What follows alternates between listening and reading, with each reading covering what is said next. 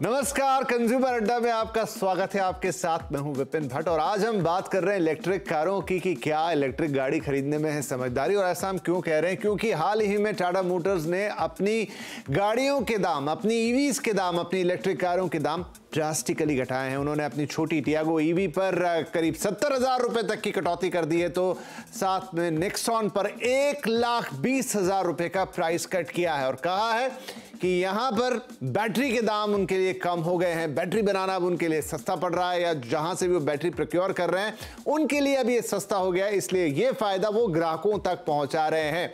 तो 70,000, 1,20,000 ये बड़ी रकम है और फिर काफी एफिशिएंट होती है in terms of mileage electric car, जहां 1 रुपया पर किलोमीटर से ज्यादा की कॉस्ट नहीं आती। तो क्या अब इलेक्ट्रिक गाड़ी खरीदने में समझदारी? आज इसी बहाने बातचीत करेंगे कि आपको एक इलेक्ट्रिक कार लेने से पहले किन बातों का ध्यान रखना चाहिए, क्या ये सस्ती होने के बावजूद भी आपके काम की है, और वो सारी चीजें जो एक इलेक्ट्रिक कार ओनर को जाननी चाहिए, सब बात आज आपके लिए लेकर आएंगे। हमारे साथ कार्यक्रम में कुछ खास मेहमान जुड़ रहे हैं, चलिए आपका परिचय कराते हैं। हमारे साथ हैं ओवरड्राइव के एडिटर क्रांति संभव, ऑटो एक्सपर्ट और आईसीएन के एडिटोरियल हेड विकास योगी और फिक्की के पूर्व सेक्रेटरी जनरल दिलीप चिनॉय साहब। आप सभी का बहुत बहुत स्वागत है। यहाँ पर तीनों मेहमान हमारे साथ जुड़ गए। क्रांति, आपसे शुरू करता हूँ। टाटा ने कीमतें कम की हैं और ये बोला है कि ये हम एट्रीब्यूट कर रहे हैं क्योंकि बैटरी की कॉस्ट में कमी आ गई है। क्या कमी आई है? मतलब ऐसा क्या आउटब्रेक हुआ है, ब्रेक थ्रू हुआ है जिससे बैटरी की कॉस्ट इतनी ड्रास्टिकली गिर गई कि 1,00,000 रुपए तक आप अपनी कार की कॉस्ट कम कर पा रहे हैं? शुक्रिया विपिन। यहाँ पे ये जो प्रक्रिया है वो काफ़ी दिनों से चल रही है। अगर हम हाल फिलहाल में देखें, कुछ एक महीने पहले टाटा मोटर्स की तरफ से खुद भी बयान आया था।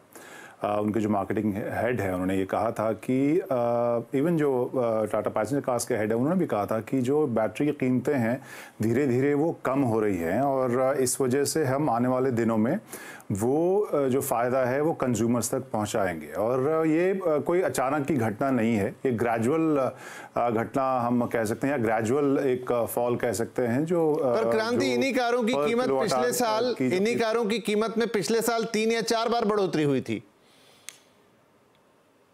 जी बिल्कुल, वही जो बैटरी की मैं बात कह रहा था, मैं उसी पॉइंट पे आ रहा था दरअसल कि पिछले साल ही अगर हम देखें तो 12-14% के आसपास गिरा था। और जो अंतर्राष्ट्रीय स्तर पर अगर हम देखें ना तो वहाँ पर यही बात हो रही है कि हर साल जो बैटरी कीमतें हैं वो गिरेंगी।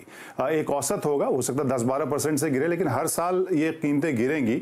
और चूंकि इलेक्ट्रिक गाड़ियों में जो असल कीमत होती है वो बैटरी का एक बहुत बड़ा हिस्सा होता है। इस वजह से कहा ही जा रहा है कि मे बी मिड इस दशक के बीचों बीच जाके हो सकता है कि हम बैटरी और आइस इंजन वाली जो गाड़ियां हैं उनकी कीमतों में एक बराबरी देखें। तो यहाँ जो रॉ मटेरियल है गाड़ियों को बनाने का, आपके सवाल के दूसरे सवाल के ऊपर मैं आता हूँ। जो रॉ मटेरियल है उसकी कीमतें लगातार बढ़ी हैं और वो तुरंत ही सभी गाड़ी कंपनियों ने उसे बढ़ाया है। लेकिन इलेक्ट्रिक व्हीकल को लेकर एक अगर हम कहें तो थोड़ा सा जो एक हनीमून पीरियड होता है वो थोड़ा जाता हुआ नजर आ रहा है। शायद ये सोच के भी बहुत सी कंपनीज अब ईवीज के स्ट्रैटेजी में कुछ ना कुछ फेरबदल करने के मूड में लग रही है।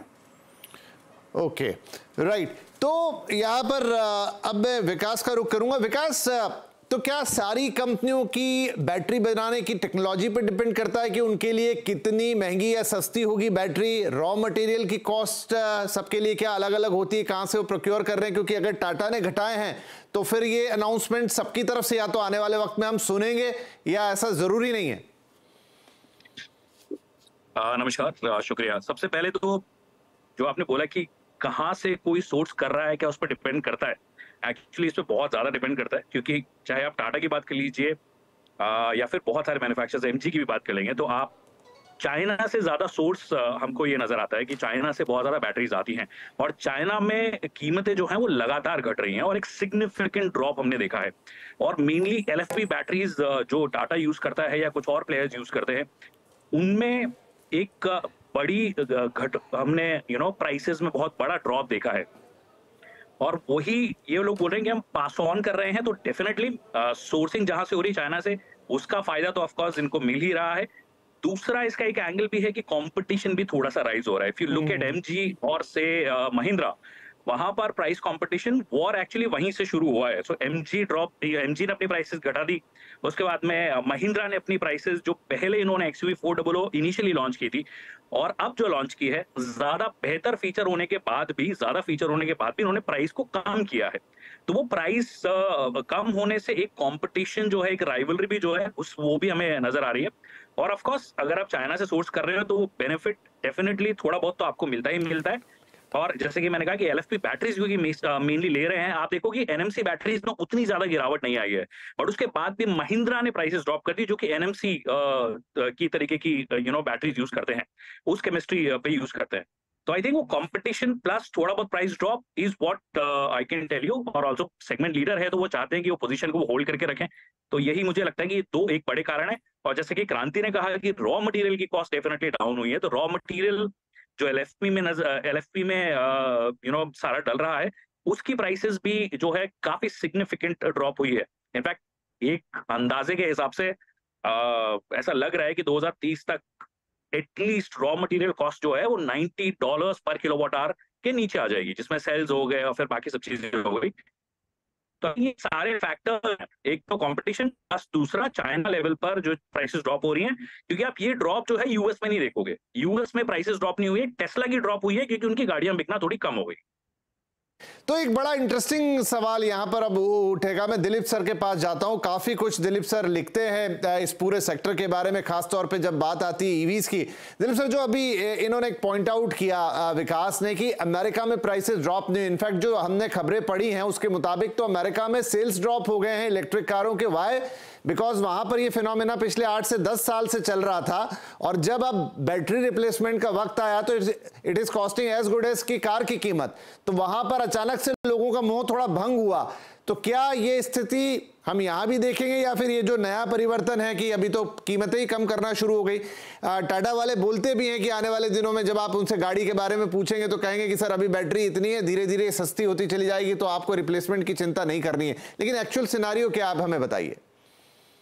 एक तो जैसे विकास ने बोला था और एक कहता है कि जो वॉल्यूम बढ़ रहा है, एक वॉल्यूम बढ़ रहा है। देखिए जो प्राइस क्यों कम हो रहा है, अगर आप 10 चीजें खरीदेंगे तो आपको X% में मिलेगा, अगर आप 100 खरीदेंगे तो आपको 10 या 15% डिस्काउंट मिलेगा। तो एक जो टाटा के साथ हो रहा है, उनका वॉल्यूम बढ़ रहा है, तो वो वॉल्यूम डिस्काउंट्स भी वो रादर अपने पास रखने के लिए उनको भी पास ऑन कर सकते हैं। तो ये एक काफी चीज है। तो दूसरा आपने जो सवाल पूछा कि आगे जा करके जब बैटरी रिप्लेसमेंट का वक्त आएगा तो उसमें क्या असर होगा, क्योंकि अगर आप देखें तो ये सब जो टोटल कॉस्ट ऑफ ओनरशिप जो ईवी का है, अगर आप उसको कंपेयर करें तो अगर बैटरी रिप्लेसमेंट और उस टाइम जब बैटरी रिप्लेसमेंट का टाइम क्या क्या मॉडल होगा, उस टाइम अगर companies as a battery as a service आ गए तो फिर वो कंप्लीटली चेंज हो जाएगा, क्योंकि ये एक सेक्टर इवॉल्विंग है और आगे जाकर के क्या मॉडल्स आते हैं बैटरी को कंज्यूमर तक पहुंचाने तक, उसमें काफी निर्भर करता है।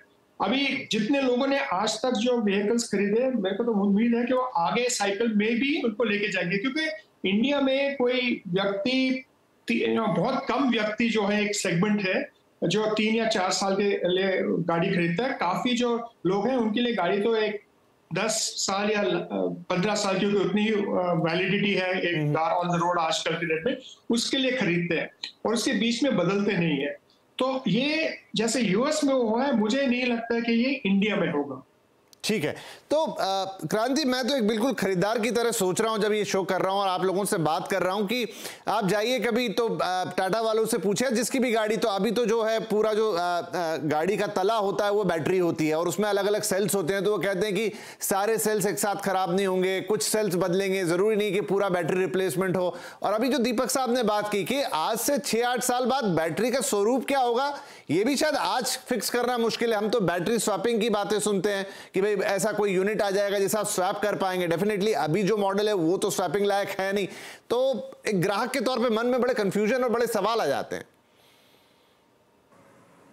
तो यहाँ पे विपिन, आपने बड़े एक अच्छी पॉइंट, आपने अच्छी बात कही थी पिछले सवाल के दौरान कि अमेरिका में ऐसा क्यों हो रहा है और यहाँ पर जब तक वो नौबत आएगी तब तक शायद बैटरी की कीमतें और टेक्नोलॉजी दोनों बदल जाएगी। तो इस वजह से जो चिनॉय सर कह रहे हैं, मैं उससे सहमत हूँ, क्योंकि उस फेज में जब तक हम लोग आएंगे मुझे लगता है कि चीज़ें उतनी ज़्यादा मुश्किल नहीं होंगी ईवी ग्राहकों के लिए। आज से 3 से 4 साल के बाद एक तो कीमतें भी कम होंगी, उसको रिप्लेस करना उतना महंगा नहीं होगा, प्लस टेक्नोलॉजी भी लगातार बढ़ रही है। एक तो ये बात है। अमेरिका में अगर हम देखें तो अमेरिका या बाकी अगर यूरोपीय देशों में भी देखें, हाल फिलहाल में क्या हुआ है, जो इंडिया में भी एक तरह से हमने देखा है, जो सब्सिडी वाला जो मॉडल था ईवीज को पुश करने के लिए, वो सब्सिडी वाला मॉडल वहां पर कम किया जा रहा है। यूरोप की अगर हम बात करें, हाल में अगर आपने देखा हो, शायद जर्मनी में भी ये बात हुई थी, जहां पर उन्होंने सब्सिडी कम की थी। अब यहां पे हो ये रहा है कि इंडिया में स्थिति थोड़ी सी अलग ये है कि जो टाटा मोटर्स ने जब हमें बताया कि जब पिछले बार जब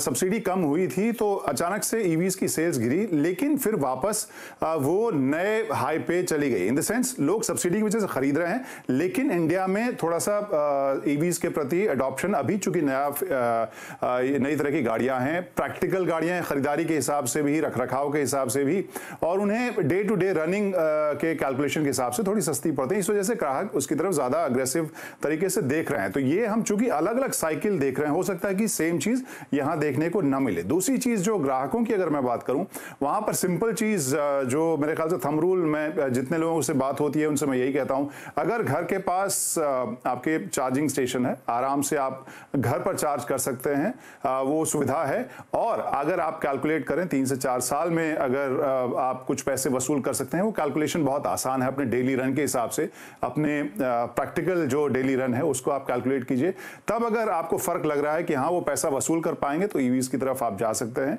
अगर नहीं तो फिर आप अभी भी आइस या हाइब्रिड की तरफ ही जाएं, क्योंकि जो हम सोचते हैं, उसमें 2-3 चीजें पेंच ये है कि हम जितना सोचते हैं उससे कम चलाते हैं हफ्ते में आमतौर पर, जो मैंने देखा है।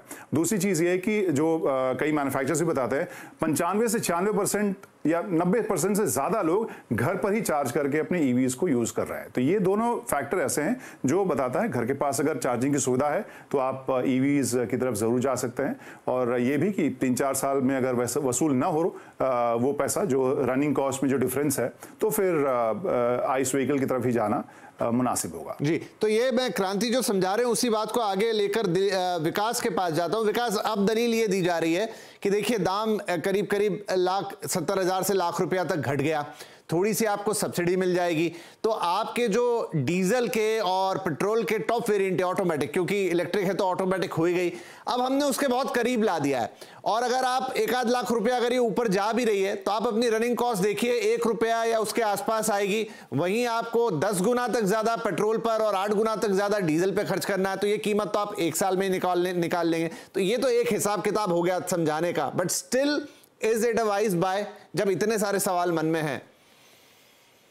देखिए, सेल्स रिप्रेजेंटेटिव के हिसाब से अगर आप सब उस बात को रखेंगे कि 1 साल के अंदर आप वो पैसा वसूल कर लेंगे, it's not going to happen honestly, ऐसा होगा नहीं। आप 1 साल में वो जो आपने डिफरेंस अपफ्रंट पे किया है, से फॉर एग्जांपल आप टाटा टियागो का ही अगर एंट्री लेवल वेरिएंट से 6 लाख में ले रहे हैं और इलेक्ट्रिक वाला 8.5 लाख में रहे हैं, तो 2.5 लाख रुपए आपको कवर करने के लिए मिनिमम 15,000 से 20,000 किलोमीटर साल भर में चलाना पड़ेगा।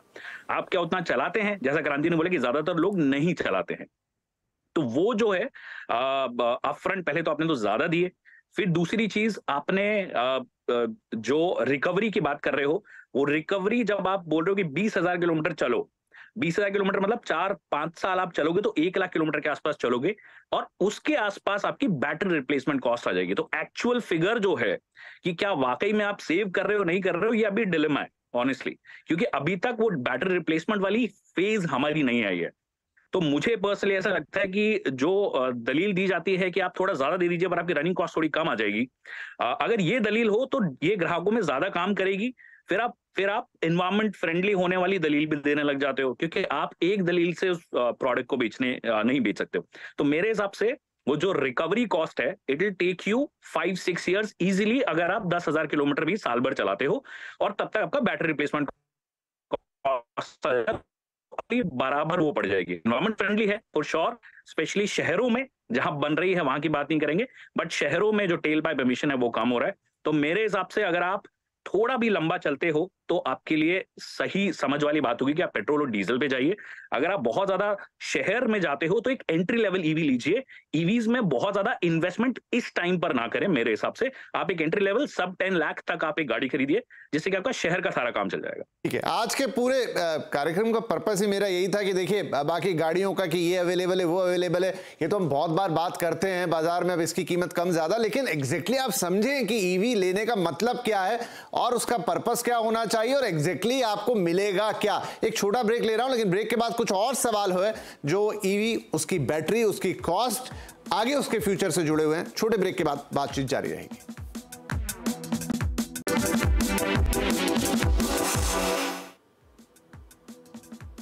Welcome back. आज हम बात कर रहे हैं इलेक्ट्रिक कार्स की, क्योंकि हाल ही में टाटा मोटर्स ने अपनी इलेक्ट्रिक गाड़ियों पर सब्सटेंशियल कट किया है। 70,000 से 1,20,000 रुपए तक कीमतें कम कर दी हैं और हम उसी राह पे चलते हुए कोशिश कर रहे हैं कि ये देखें कि इन कम होने वाली कीमतों के साथ भी क्या गाड़ी लेना एक समझदारी भरा डिसीजन होगा, मतलब कोई भी इलेक्ट्रिक कार लेना। चलिए हमारी इस बातचीत में हमारे साथ लगातार बने हुए ओ ड्राइव के एडिटर क्रांति संभव, ऑटो एक्सपर्ट और ICN के एडिटोरियल हेड विकास योगी और फिक्की के पूर्व सेक्रेटरी जनरल दिलीप चिनॉय साहब।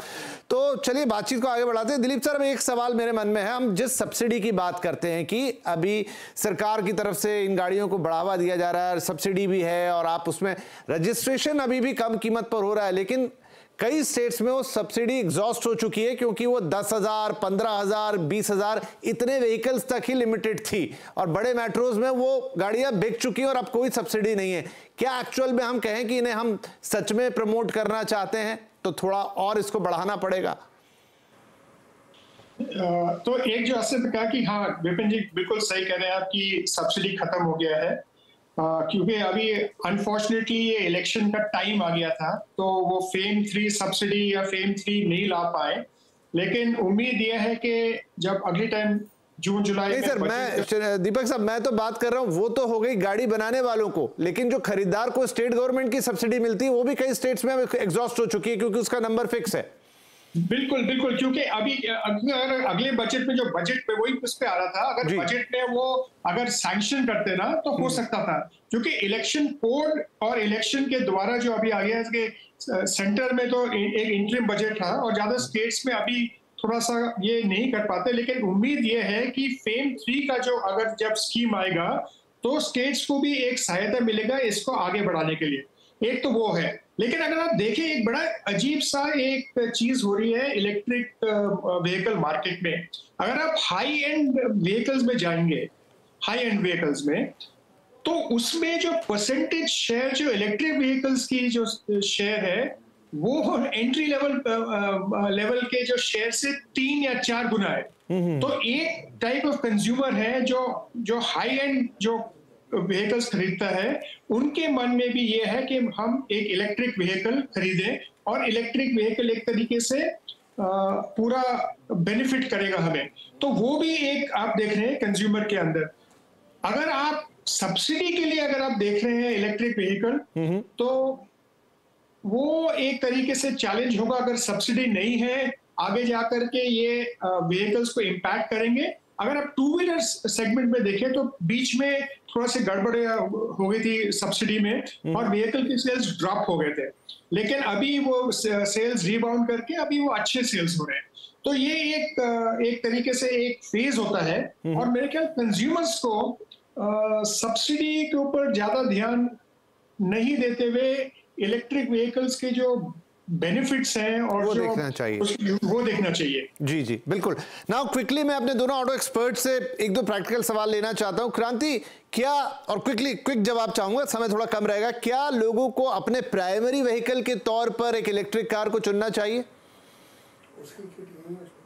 अपने वीकली ड्राइव को देखें, अगर वीकली ड्राइव थोड़े ऑब्जेक्टिवली उसको देखें वाकई वो कितना चलाते हैं, एक। दूसरा, अगर वो बहुत ज़्यादा नहीं है, रेंज में है ईवी के, और दूसरा है कि घर के पास अगर उनके बहुत इजीली चार्ज होती गाड़ी और उनके बजट में आए, तो मेरे हिसाब से प्राइमरी व्हीकल भी ये ईवीज बन सकती हैं, लेकिन पहले थोड़ा ऑब्जेक्टिवली अपने डेली रन को इवैल्यूएट करें। राइट विकास, बड़े शहरों की बात कर रहा हूं, मेट्रोस की बात कर रहा हूं, जहां अपार्टमेंट कल्चर है, गाड़ी लेने से पहले क्या चेक कर लीजिए, क्योंकि वो बाद में पता लगता है बहुत बार कि वो पर्टिकुलर वैसी लाइन और इतने वॉटेज की लाइन तो आपके यहाँ पॉसिबल ही नहीं है, आपकी सोसाइटी अलाउ ही नहीं कर रही, या वहां पर 3 फेज ही नहीं है, फिर लोग फंस जाते हैं। एग्जैक्टली वो 3 फेज वाला चैलेंज तो इनफैक्ट बहुत जगह है, जहां पर इंडिपेंडेंट घर है कहीं पे, वहां पर भी 3 फेज, पुराने घरों छोड़ दीजिए, नए घर जो बन रहे हैं सारे, जो सो कॉल्ड सोसाइटीज में बनते हैं, वो सारे 3 फेज कनेक्शंस नहीं देते हैं, अपार्टमेंट्स पे नहीं मिलता है। बट एक ऑफ कोर्स ये एक सेगमेंट है जो क्रॉप अप हो रहा है, जहां पर थर्ड पार्टी जो सर्विस प्रोवाइडर्स हैं वो सीधे बात कर रहे हैं सोसाइटी से, RWS से, और उनको ऑफर कर रहे हैं कि आपके सोसाइटी में if not the minimum but 7 kilowatt से 11 किलोवाट का जो आपका चार्जर है वो इंस्टॉल करवा रहे हैं बहुत जगह पे। जैसे मेरी पर्टिकुलर सोसाइटी में यही चीज हुई है, सारे 11 किलोवाट के करीब 10 चार्जर्स आ गए हैं। Now that solves the purpose initially for sure, but अगर आप एक इंडिपेंडेंट घर में रह रहे हैं, क्या पार्किंग की जगह पे आप वो इंस्टॉल करवा सकते हैं, 3 फेज है नहीं है, वो सब चीजें तो ऑफकोर्स आपको ध्यान रखनी है। तो आई गेस आपको अपनी सोसाइटी में क्या फिजिबिलिटी है या नहीं है वो देखनी पड़ेगी, वरना लोग कई बार तार डालकर भी अपने 2 व्हीलर को भी चार्ज कर रहे होते हैं, तो वो चीजें भी हमने देखी है। राइट तो ये वो बातें हैं, देखिए ध्यान रखिए, अच्छी बात है, इलेक्ट्रिक व्हीकल एनवायरमेंट फ्रेंडली होते हैं, वो आपके पॉकेट फ्रेंडली भी होते हैं जब आप उन्हें ड्राइव करते हैं। 1 रुपया पर किलोमीटर की कॉस्ट एक सपने जैसी कॉस्ट है, लेकिन उसके साथ बहुत सारे इफ एंड बट्स लगे हैं।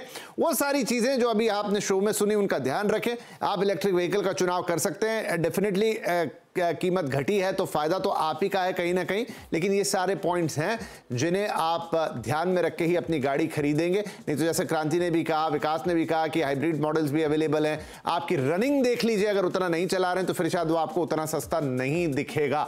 राइट, आई होप कि आपको ये सारी बातचीत काम आएगी। बहुत शुक्रिया दिलीप सर, आपने भी वक्त निकाला और एक अलग इंसाइट हमें दिया यहाँ पर, तो उम्मीद करते हैं ग्राहकों के लिए आज की और दर्शकों के लिए आज की चर्चा काम आएगी। आप तीनों ही महानुभावों का बहुत शुक्रिया अपना वक्त निकालकर इस कार्यक्रम में शामिल होने के लिए। Thank you.